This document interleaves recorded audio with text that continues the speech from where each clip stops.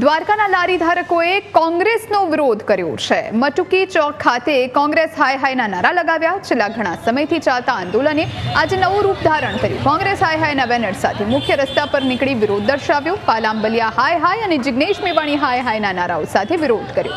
મટુકી ચોકથી તીનબત્તી ચોક સુધી રેલી સ્વરૂપે વિરોધ કર્યો। કોંગ્રેસ ભોળી પ્રજાને ભોળવી કાયદા વિરુદ્ધ કામ કરે છેના નારા લાગ્યા। વિરોધને લઈને પાલાંબલિયાએ નિવેદન આપ્યું। મારા પુતળાને પછાડ્યો, એનાથી હું અનહદ આનંદની લાગણી અનુભવું છું તેવું પાલાંબલિયાએ કહ્યું। મારા નામના પુતળાને લાતો મરાવી પણ ગરીબોને રોજગાર તો મળ્યો, એનો આનંદ છે તેમ પણ તેમણે કહ્યું। કોંગ્રેસના નામના છાજિયા લીધા પણ ગરીબોને રોજગાર તો મળ્યો તેવું પણ પાલાંબલિયાએ કહ્યું છે।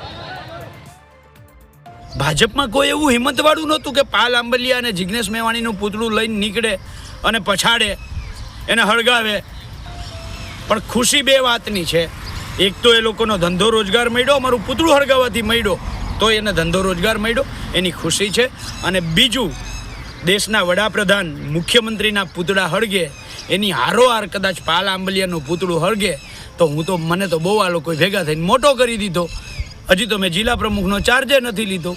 ત્યારે આવડી મોટી જો મને સફળતા મળતી હોય તો એ તો મારા માટે ગર્વની વાત છે। હું તો લાગણી અનુભવું છું ગર્વની। અને જો હજી ચાર્જ લીધા પહેલાં પૂતળા તમે હળગાવવાનું ચાલુ કર્યું છે તો ચાર્જ લીધા પછી તો રોજે રોજની તૈયારી રાખજો ભાઈ, કારણ કે લડાઈ તો ગરીબોની, વંચિતોની, પીડિતોની અમે સતત લડવાના છીએ।